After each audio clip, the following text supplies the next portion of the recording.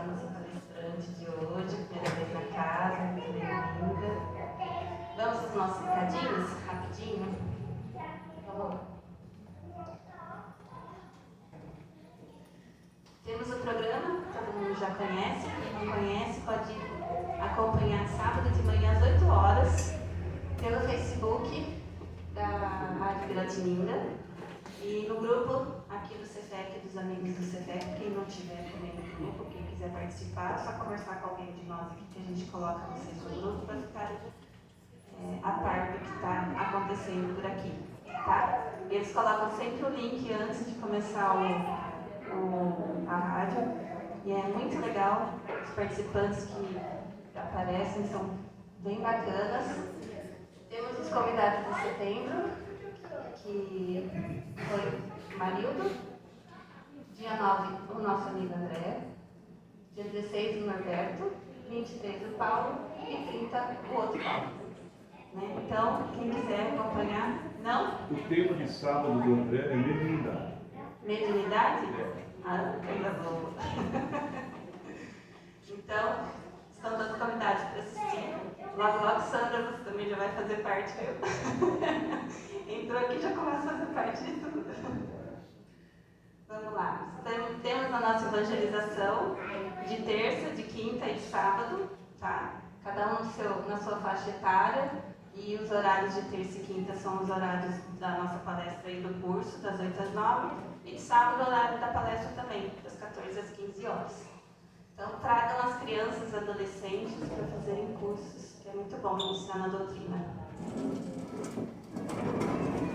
Temos o Livro dos Espíritos, de quinta-feira, às 8 horas da noite, nosso curso. Pode entrar? Pode.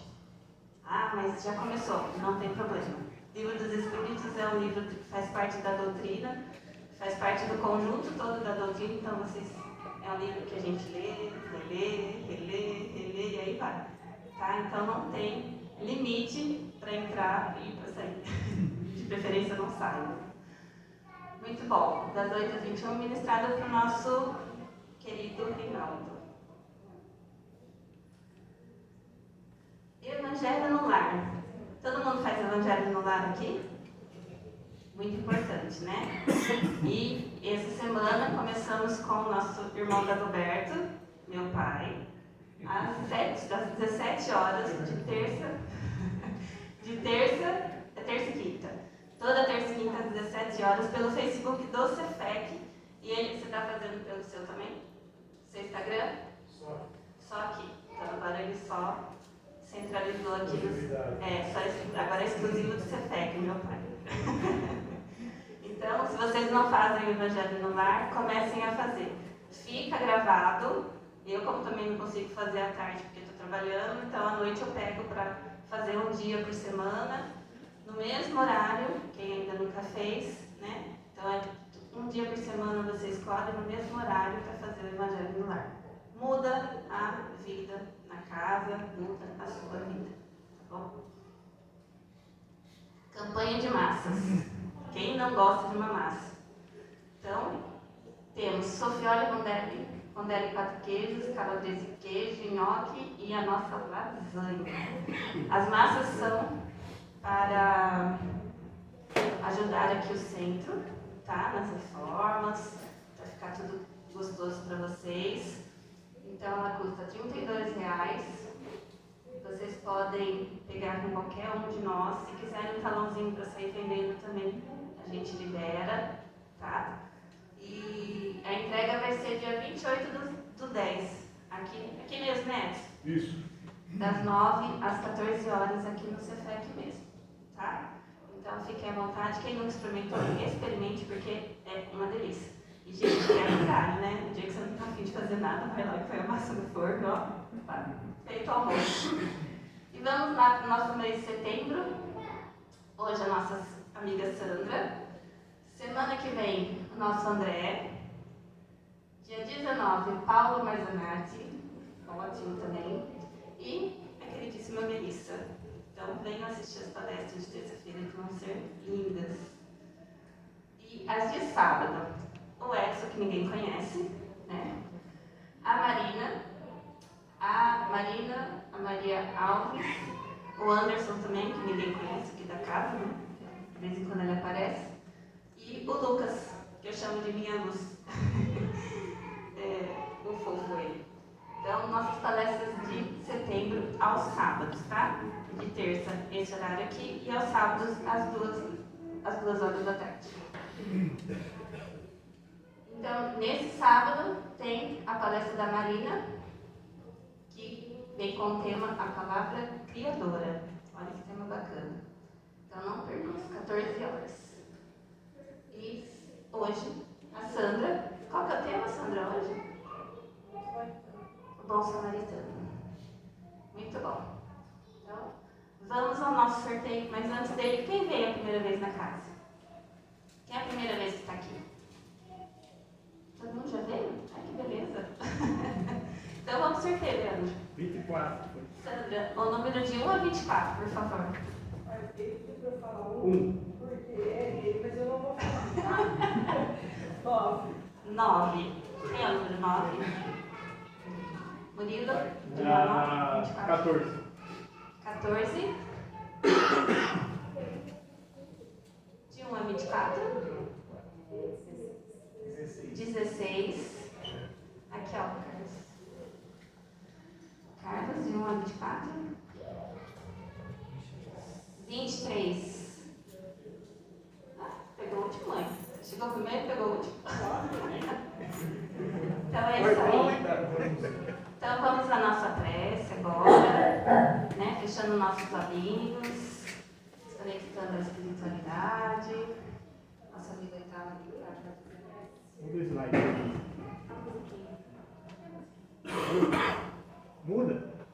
Muda o slide.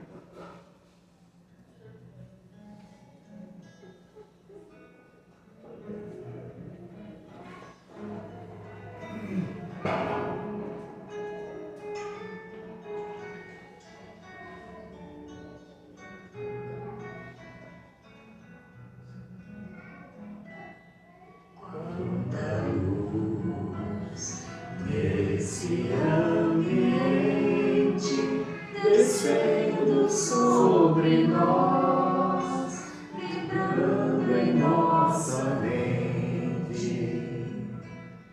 Quanta luz, quando assim em prece, como a alma cresce aos olhos de Jesus.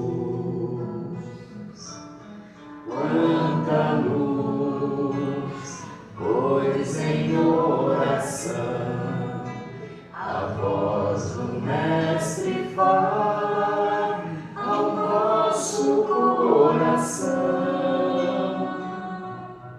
Quanta luz descendo sobre nós.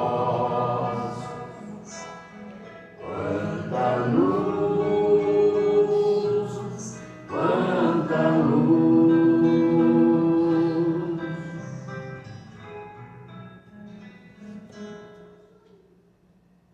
E assim, nessa calma, fechando os nossos olhos, acalmando os nossos corações, vamos elevando os nossos pensamentos aos nossos mentores, aos bons espíritos desta casa, pedindo para que nos ilumine, nos assistam, tragam as boas palavras, os bons ensinamentos que precisamos ouvir e que nos protejam e guardem sempre. Que assim seja. Sandra, a casa é sua.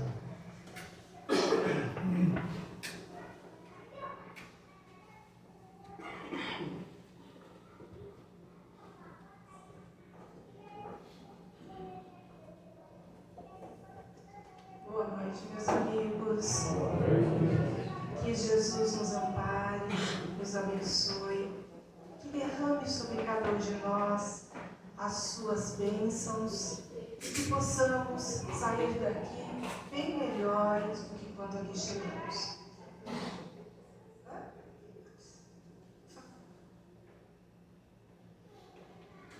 Eu quero agradecer muito a oportunidade que nos foi dada de estarmos aqui nessa noite, como foi dito a primeira vez.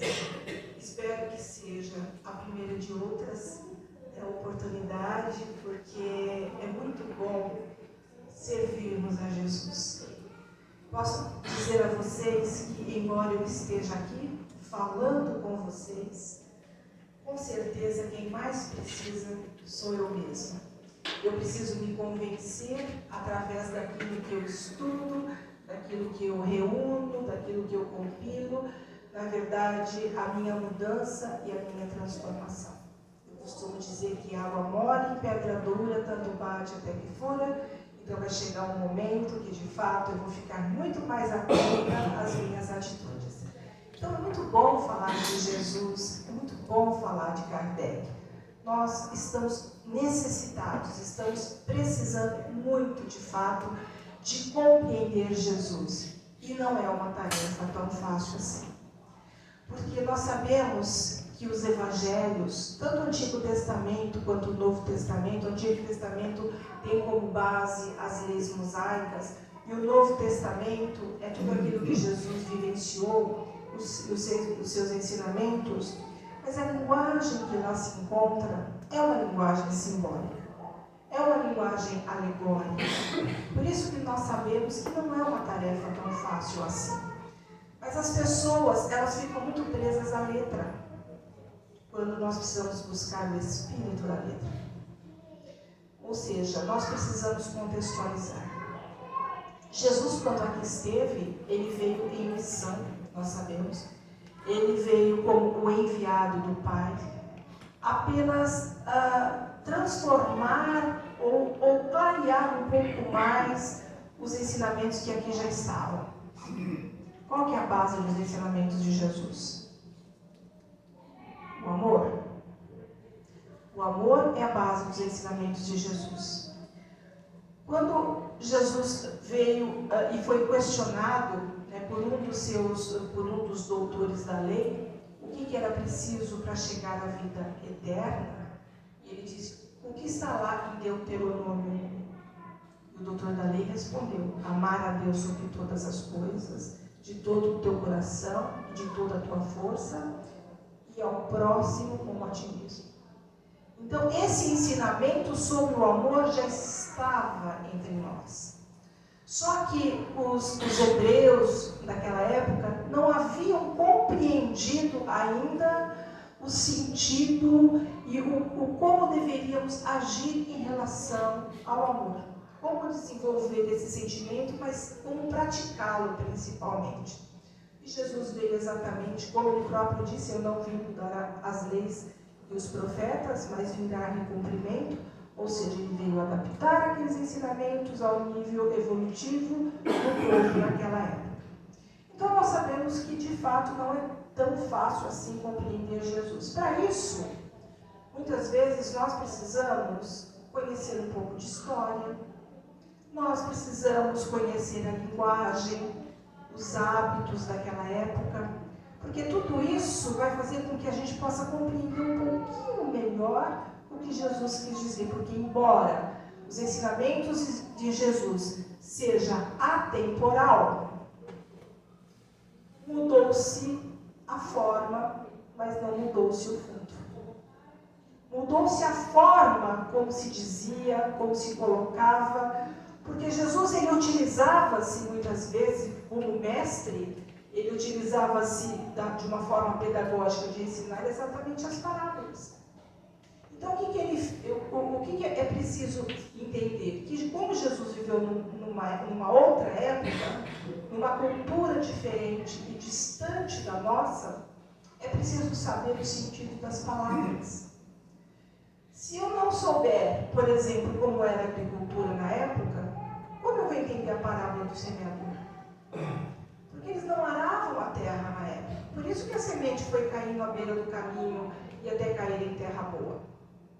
Se eu não souber o significado da palavra virgem, como é que eu vou saber quando Jesus fala sobre a parábola das 10 virgens? Quem eram aquelas 10 virgens? O que significa virgem? Será que virgem significa apenas aquela pessoa, aquela mulher que é casta? Aquela que nunca teve contato com ninguém? Ou será que ela tem outro significado? Na verdade, virgem quer dizer casta, quer dizer jovem e quer dizer pureza de alma. Então, quando as profecias diziam que Jesus nasceria de uma virgem, de fato Maria era uma virgem no sentido de casta, casou-se, obviamente, teve um filho de forma normal e natural, como todas nós mulheres. Mas ela não deixou de ser virgem porque ela era jovem, ela tinha 13 anos. E não deixou de ser virgem porque ela tinha pureza de alma. Tanto que quem leu Boa Nova, que é um livro belíssimo de Humberto de Campos, trazido por Humberto de Campos através de Chico Xavier, ele fala no último capítulo de Maria, e eu me debulhei em lágrimas quando eu vi aquela história daquela mulher, o quanto ela sofrera para poder suportar aquele filho que nada fizera para estar crucificado. Eu me coloquei no lugar dela, senti empatia, e ela é chamada de Mãe Santíssima por todos nós, e tem um motivo para ela ser chamada de Mãe Santíssima. Bom, mas na verdade o que eu quero dizer a vocês é que nós precisamos estudar. Não podemos simplesmente ficar na superficialidade das informações. Nós temos que nos aprofundar. Nós temos o Consolador prometido. Quando nós pegamos o capítulo 23 do Evangelho segundo o Espiritismo, Moral Estranha, lá Kardec deixa bem claro, muitas falas de Jesus que de fato nos parecem estranhas.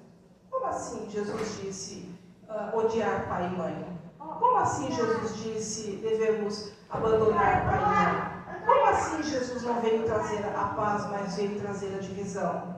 Como assim deixe os mortos enterrar os seus mortos?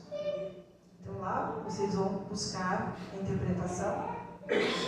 Kardec deixa bem claro, e Kardec, não, apesar de ser um espírito também evoluído com uma bagagem muito grande para ser codificador da doutrina espírita, ele não sabia tudo.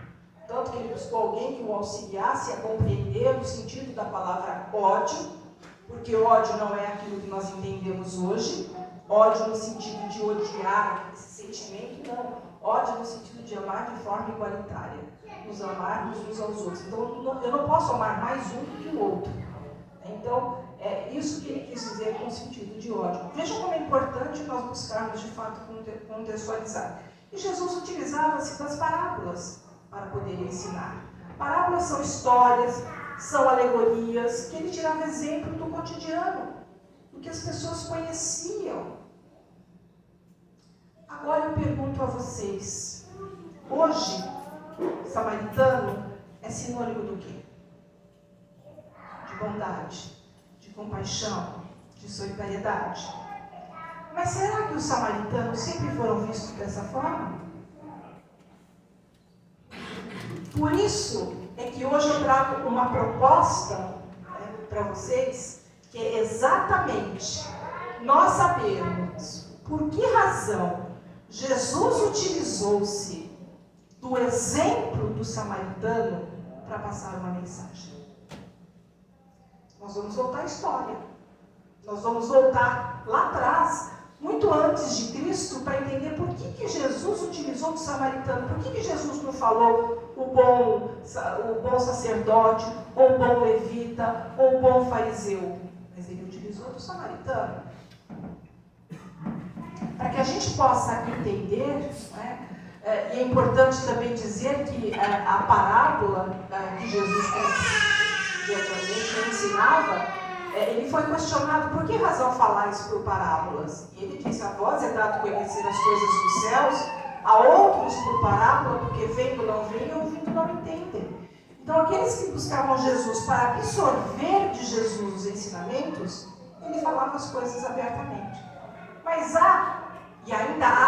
ainda hoje, pessoas que vão nos templos, nas casas espíritas, nas igrejas, para buscarem lenitivo para suas almas de forma imediata. Não era diferente na época do Cristo. Então, por isso que o Cristo, para aqueles que queriam de fato o conhecimento, que é justamente isso que vai fazer com que nós possamos nos transformar, o conhecimento, o consolo vem através do conhecimento. Que pedagógica, ela vem nos ensinar. Então eu preciso saber, eu preciso conhecer. É isso que vai me ajudar no meu conforto, no meu consolo. Então vejam, e Jesus falava por parábola por essa razão, para que as pessoas levassem consigo a história, é muito mais fácil de nós guardarmos. Se eu ficar aqui falando com vocês 1 hora e contar uma história, pode ter certeza, vocês não vão lembrar de muita coisa que eu falei, mas com certeza vão lembrar da historinha que eu contei. Por isso que Jesus utilizava-se dessa forma pedagógica.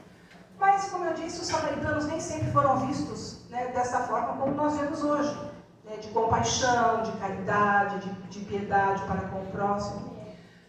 Na verdade, os samaritanos, né, 1000 anos antes de Jesus, teve o rei Davi, né, depois Davi teve seu filho Salomão, e Salomão era o rei das 12 tribos. Tanto Davi, seu pai, conseguiu deixar unido as 12 tribos, como Salomão deu continuidade a isso.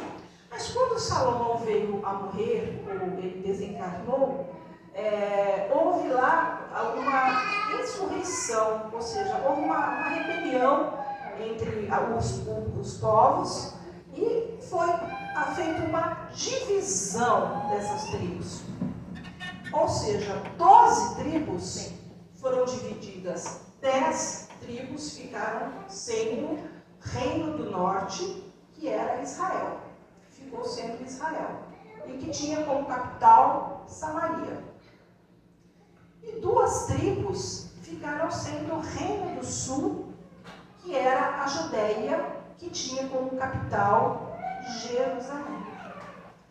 Pois muito bem. Estavam divididos lá, Reino do Norte, Reino do Sul. De repente, teve um rei lá da Assíria, não é Síria, Assíria, rei Sargão II, invadiu Israel e levou todo aquele povo lá escravizado. Levou embora, né, e os deixou cativo. Só que o rei Sargão II fez o quê? Pegou povos de outras nacionalidades a qual ele havia conquistado e mandou lá para Israel, ou seja, para Samaria. Ficaram então, aconteceu uma miscigenação. Acontece que o povo de Israel, muito antes dessa miscigenação, já estavam modificando as suas atitudes. E os judeus, eles são muito rígidos nessa questão de comportamento, de atitude. Bom, então ficou essa miscigenação. Acontece que 400 anos antes de Cristo aconteceu mais ou menos a mesma coisa na Judéia. Houve uma invasão do rei Nabucodonosor, que era o rei da Babilônia, e também levou o povo todo cativo. Mas uma das atitudes do rei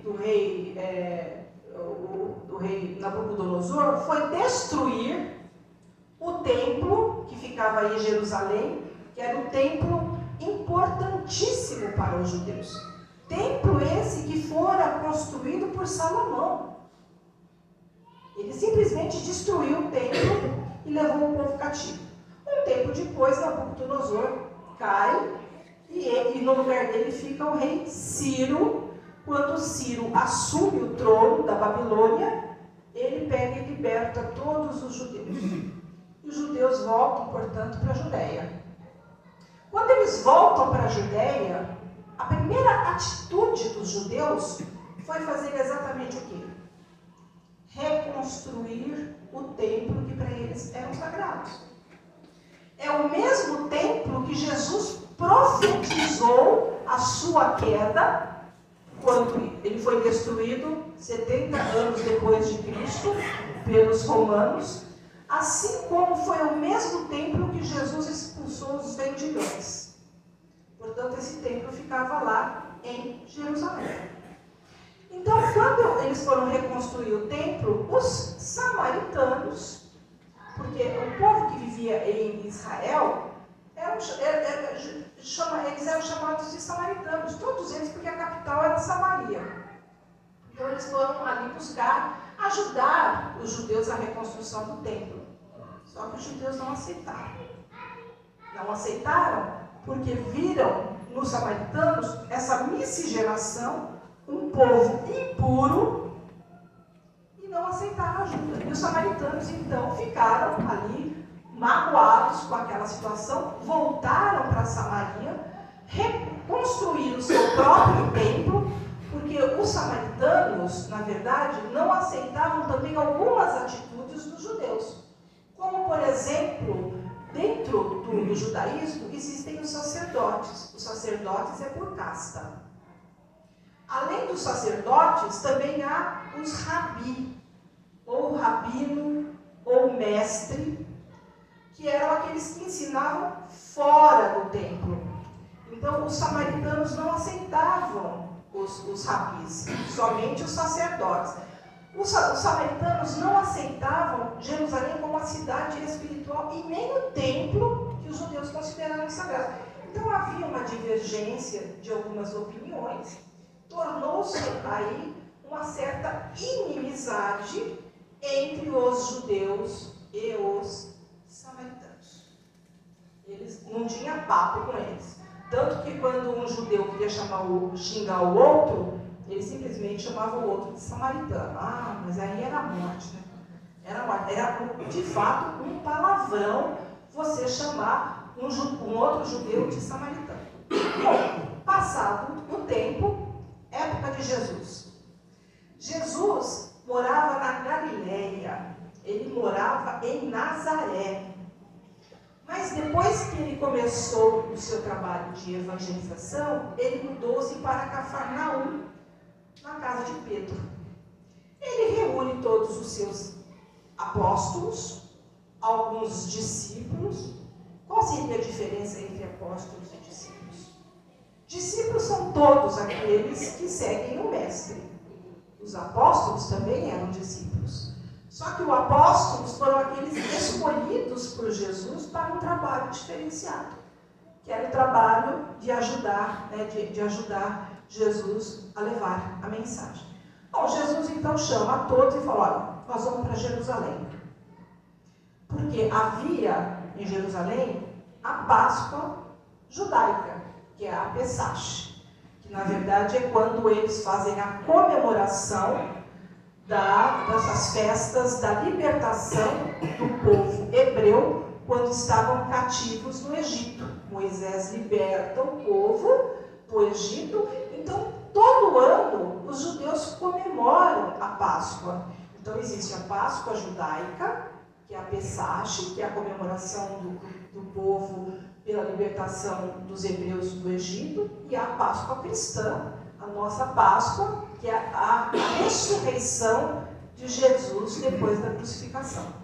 Bom, todo ano Jesus ia para a Páscoa. Pelo menos sabemos que quando Jesus era jovem, os seus pais, sendo judeu, iam para Jerusalém. Tanto é que teve uma época que Jesus se perdeu, ele tinha mais ou menos 12 anos, e foram encontrá-lo 3 dias depois, conversando com os doutores da lei no templo. Eles ficaram encantados. Como uma criança de 12 anos tinha tanto conhecimento das leis, das escrituras, como aquela criança. Porque, na verdade, quem conhecia as leis eram aqueles que tinham estudado, se tornado doutor. Como foi o caso de Paulo de Tarso, que quando jovem, seu pai o mandou a Jerusalém para estudar com Gamaliel, só estudava quem tinha dinheiro. E Jesus não precisava estudar. Por quê? Porque Jesus detinha todo o conhecimento. E ele conhecia muito bem aquelas escrituras. Então ele conversava de igual para igual com os doutores da lei. E eles ficavam encantados com tanta sabedoria daquela criança. Bom, seus pais o encontraram e eles voltaram para Jerusalém. Mas todo ano, com certeza, Jesus participava da Páscoa. Então Jesus, convidando seus discípulos e apóstolos para irem a Jerusalém, ele chama João e chama Tiago, 2 dos seus apóstolos, e diz: vá na frente, arrume um lugar para a gente perguntar. Porque eles eram muito solícitos, eles muito receptivos, eles abriam as suas casas para hospedar os viajantes. Bom, Vai lá, João e Tiago chegam lá na Samaria e tentam achar um local para eles pernoitar. Porque vocês imaginam, eles iam sair da Galileia até Jerusalém, são 150 quilômetros. A pé. 150 quilômetros nós fazemos assim, de carro, né? Quer dizer, uma hora, acho que mais ou menos isso, uma hora e pouquinho, a gente já está no determinado local. 150 quilômetros de carro é rapidinho. Mas eles andavam a pé. E aí chegou João e Tiago, tentaram arrumar local lá, mas não conseguiram. Porque eles perceberam que os samaritanos perceberam o quê? Tratavam-se do quê? De judeus. Eles não iam abrir suas casas para receber os judeus. Então eles disseram, não. João e Tiago voltam e dizem ao mestre, ó, não quiseram nos receber, não quiseram papo com a gente. O que o senhor quer que a gente faça? Quer que nós possamos lançar raios de fogo sobre os samaritanos como fez Elias? Ou seja, na época de Elias, 600 anos antes de Cristo, com certeza Elias era um médio de efeitos físicos, porque é lógico que Elias não ia lançar raios de fogo em cima dos soldados, mas deve ter feito algum efeito físico que assustou os soldados, que bateram retirada. E aí Jesus então respondeu a João e a Tiago, eu não vim aqui destruir almas, eu vim para salvá-las. Passou. Não sei aonde eles ficaram, não falam nos evangelhos, foram para Jerusalém, chegando lá para as festividades, a cidade lotada de judeu, que vinha de todas as partes por conta da festividade. Jesus chegou ali, era sempre uma multidão que o acompanhava, e era sempre uma multidão que estava próxima de Jesus, porque Jesus ele chamava muito a atenção, porque ó, boca miúda, o povo falava, olha, vocês conhecem aquele que faz milagres, aquele que ressuscita mortos? Imagina a curiosidade do povo. Então, se naquela época as pessoas buscavam Jesus para simplesmente por curiosidade, para que Jesus pudesse aliviar suas dores de forma imediata, e eu disse que não é diferente hoje em dia, porque muita gente vem na casa espírita querendo resolver seus problemas também de forma imediata, e nós sabemos que a única forma de resolver os nossos problemas é a nossa mudança e transformação, porque a mudança é de dentro para fora que acontece, não é? A gente, claro que recebe a ajuda da espiritualidade, mas acontece que estava aquela multidão em volta de Jesus, todos eles querendo conhecer, né, saber de Jesus, porque na verdade Jesus só curou aqueles que podiam ser curados. Jesus não curou a todos. Se eu, Sandra, tiver que passar por uma situação como forma de aprendizagem, eu vou passar. Pode ser amenizado? Pode, mas eu não vou me livrar. Se for uma provação, uma expiação, eu vou ter que passar por aquilo. Não tem como. Pode diminuir, pode amenizar, sim, mas eu não vou me livrar de determinadas situações. Então Jesus, obviamente, só curou aqueles que podiam ser curados e só ressuscitou aqueles que não estavam mortos, de fato. Porque era muito comum naquela época, as pessoas que morriam, eu estou falando morrer, mas vocês sabem que é desencarnar, né?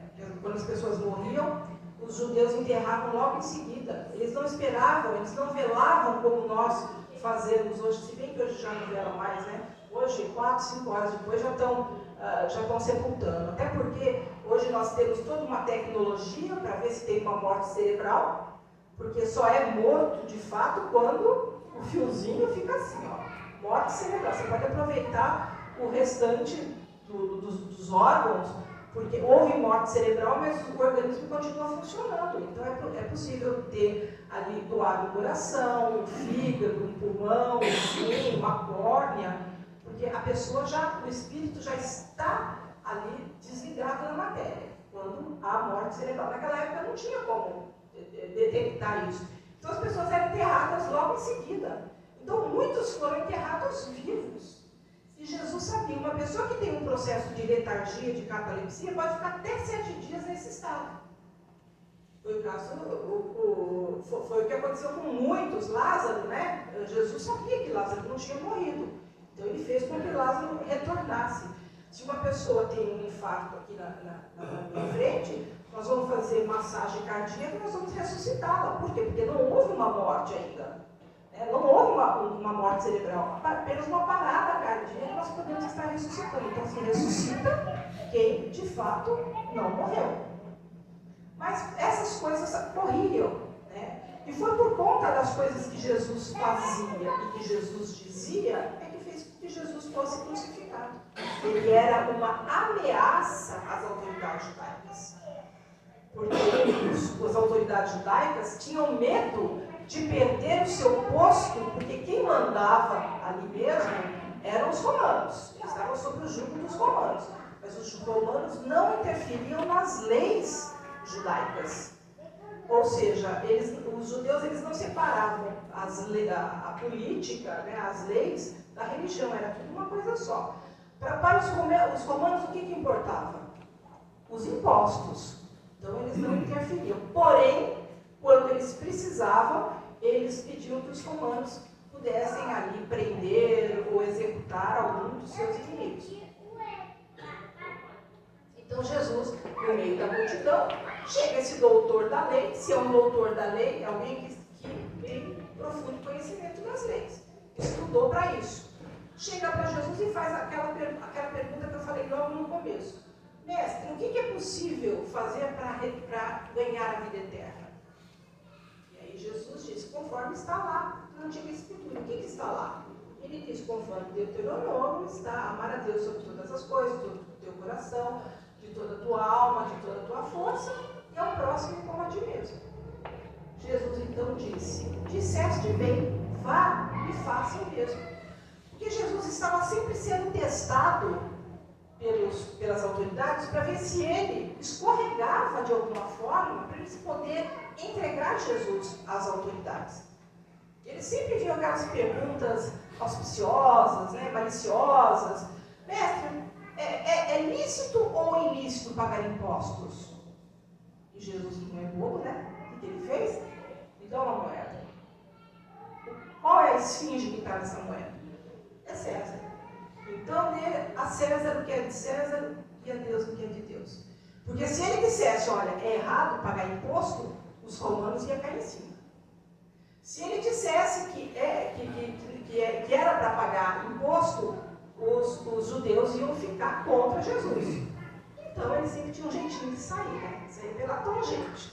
Ou seja, dê a César o que é de César e a Deus o que é de Deus. Bom, portanto, ele diz, vai e faça o mesmo, ou seja, faça como está lá em Deuteronômio. Amar a Deus sobre todas as coisas, de toda a tua alma, e ao próximo como a ti mesmo.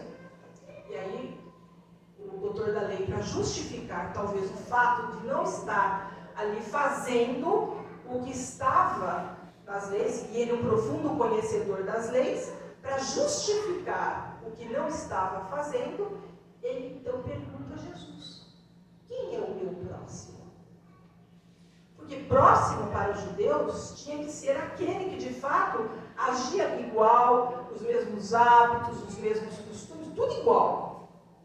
Inclusive tem uma passagem lá em Paulo e Estevão, quando a Abigail descobre que o Estevão era seu irmão que foi apedrejado, e Paulo se distancia de Abigail, ela diz que não ia contar para ninguém que o Estevão era irmão dela, porque a preocupação de Paulo era esse.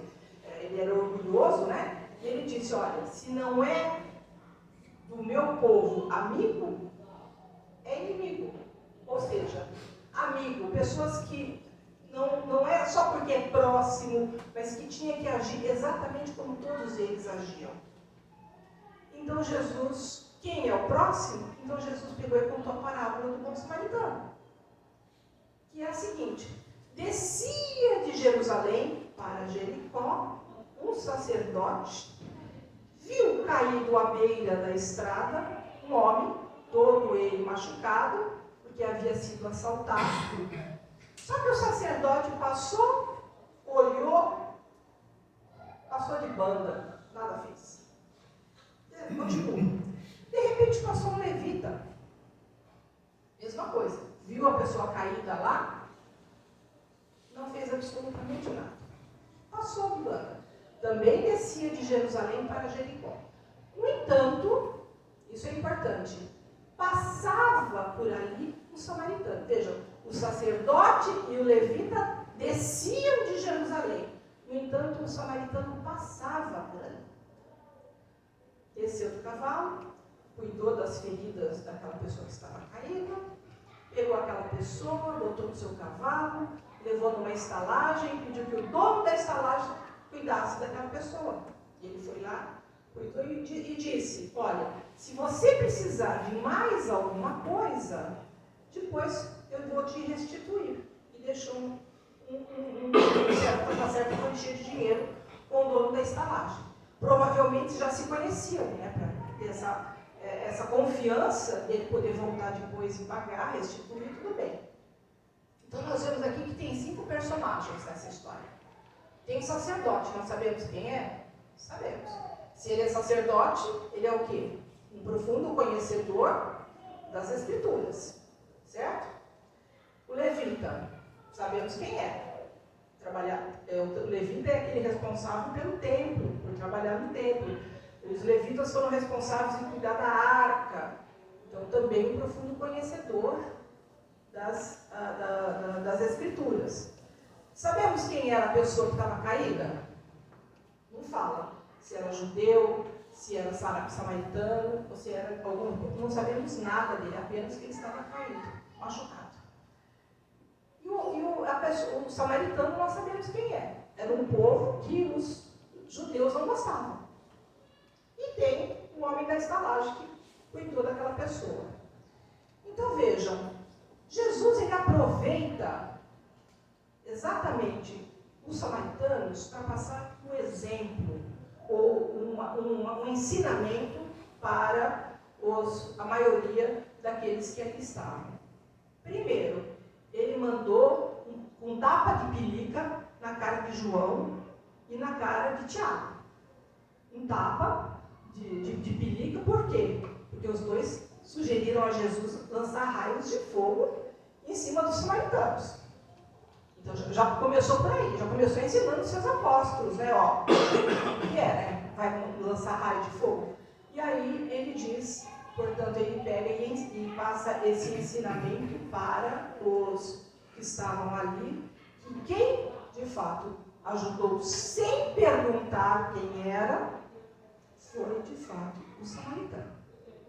E aí Jesus pergunta ao doutor da lei: desses 3, quem foi o próximo daquele que estava caído?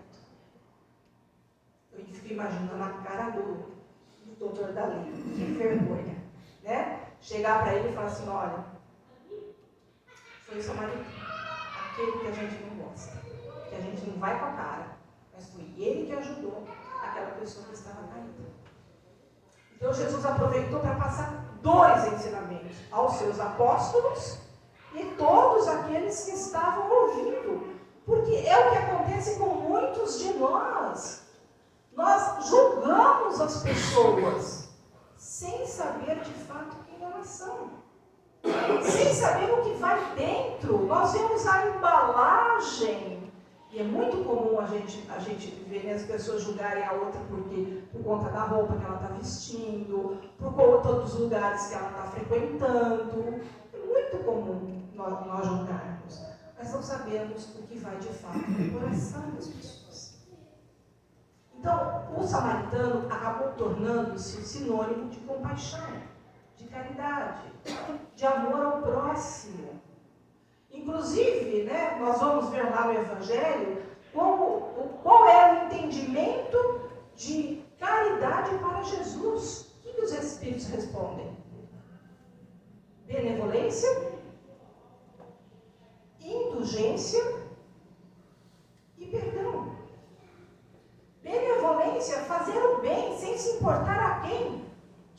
Como o samaritano fez? Não perguntou quem era aquela pessoa que estava caída. Foi lá, simplesmente ajudou. Indulgência é não ficar vendo os defeitos alheios, como nós costumamos fazer.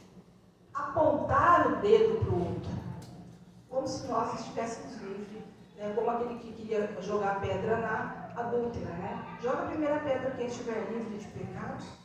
Quem de nós não erra? Se fôssemos perfeitos, não estaríamos no mundo de provas e expiações. Estaríamos em outros mundos. No entanto, nós estamos aqui.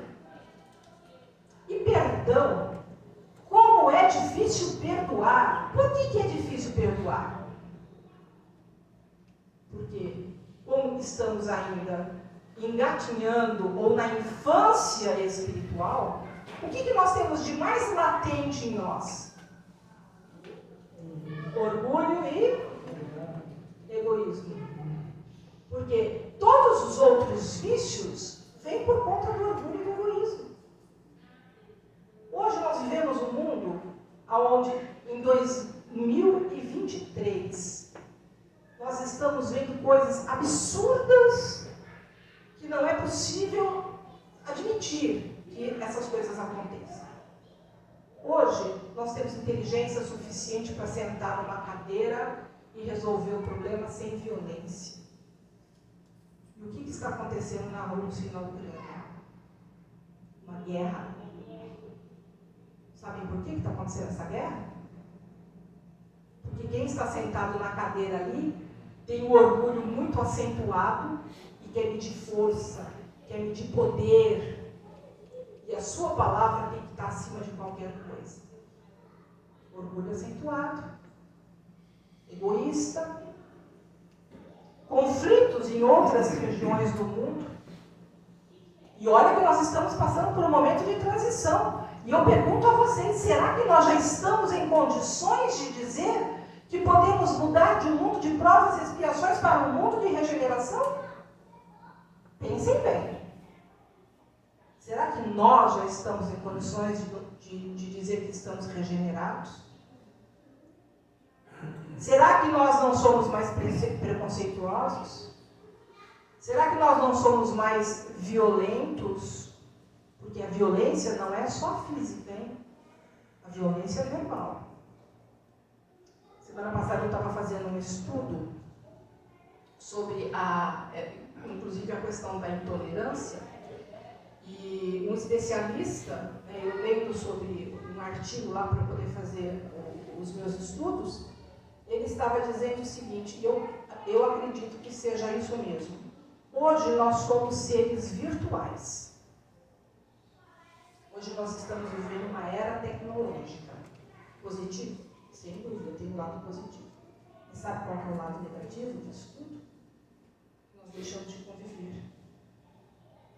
Hoje nós não pegamos nem no telefone mais para falar, é tudo WhatsApp. Você nem ouve mais a voz do outro. Então nós estamos nos afastando uns dos outros. E isso está nos tornando intolerantes. Por isso que nós estamos vendo o que estamos vendo por aí. Hoje as pessoas não conversam mais. Observa num restaurante se as pessoas estão sentadas no restaurante, se elas estão conversando ou se elas estão pintando. Então tudo isso está nos afastando quando nós temos que nos unir. Nós temos que ser exemplos. Portanto, meus irmãos, caridade é a palavra-chave do nosso progresso. Porque só se faz caridade quem já tem o orgulho e o egoísmo, que são os dois grandes vícios, já amenizados. Porque quem pratica a caridade é aquele que tem compaixão para com o próximo.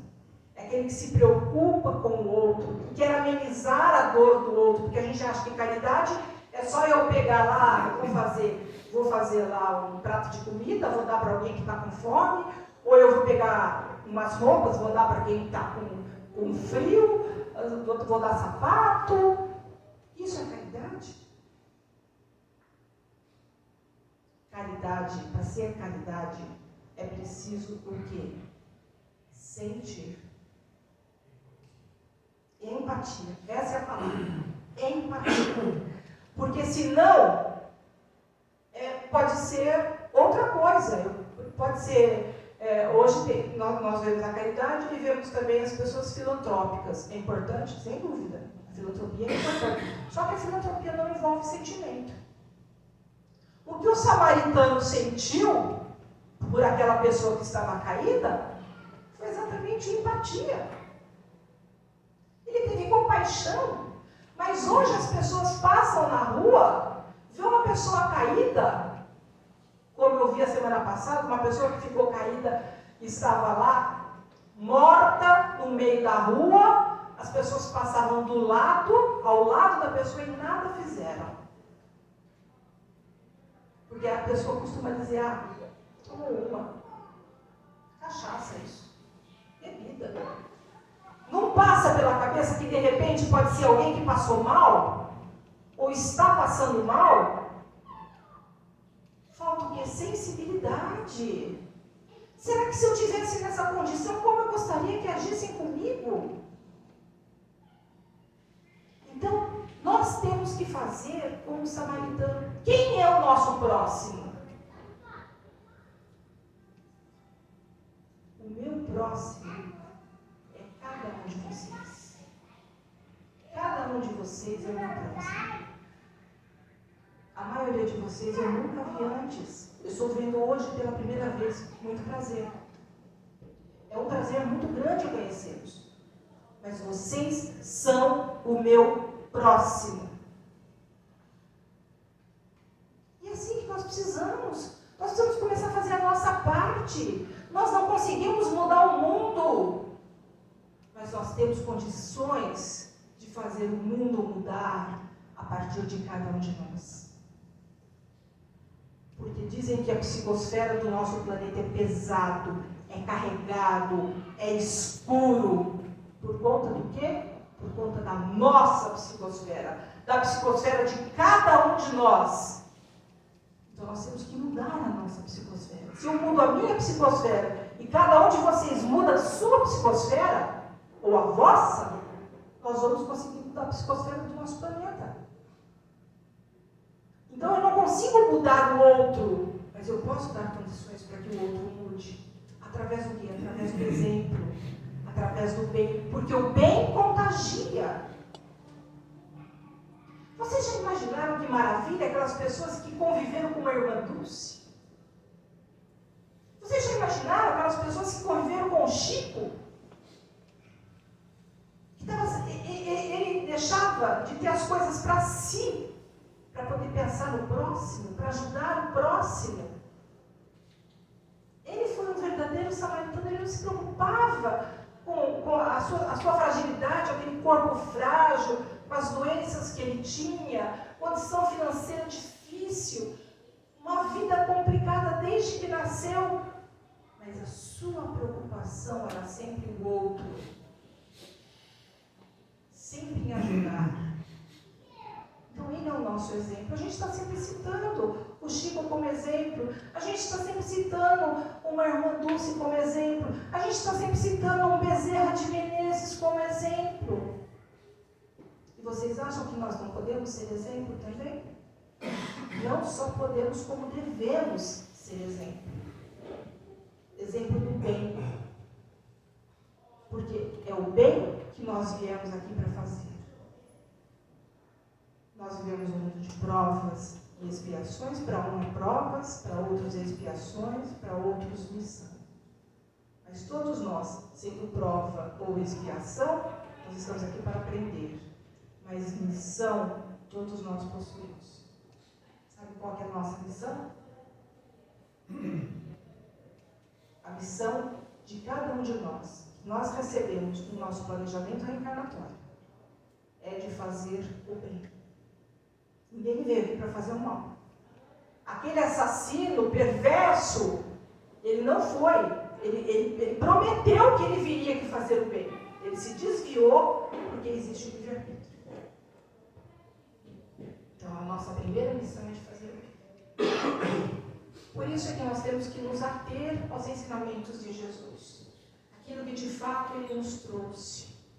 Porque, embora nós estejamos vivendo num mundo de provas e expiações, onde a dor é enorme por conta do mal ser predominante, quando se tem Jesus no coração, nós enfrentamos qualquer obstáculo. Nós precisamos alimentar a nossa fé. Não é a fé de dizer eu creio, mas é a fé de dizer: eu sei, eu tenho certeza, eu compreendo. Então, conhecer Jesus, não basta saber capítulo, versículo, mas é preciso viver Jesus. Como disse Paulo de Tarso, não sou eu quem vive, é o Cristo que vive em mim. Mas para o Cristo viver em mim, eu preciso viver os seus ensinamentos. Então, que esse exemplo do samaritano possa fazer com que possamos refletir sobre as nossas atitudes, que possamos, de fato, estender a mão a quem quer que seja, que possamos fazer o bem. Neste momento difícil ao qual nós estamos vivendo, tamanha violência, como eu disse, preconceito, intolerância, mas que cada um de nós possa, de fato, olhar para dentro de si, identificar as suas mazelas e travar a batalha, que é o bom combate da referência evangélica. Somente dominando as nossas más tendências e desenvolvendo um bom sentimento é que nós vamos chegar mais rapidamente ao nosso destino. Porque não depende de mais ninguém. Depende apenas de cada um de nós. Que cada um de nós possa refletir e vivenciar e desenvolver o amor. Essa é a chave do progresso, do nosso progresso e do progresso da humanidade. Que a paz do Mestre possa estar com todos hoje e sempre. Uma boa noite.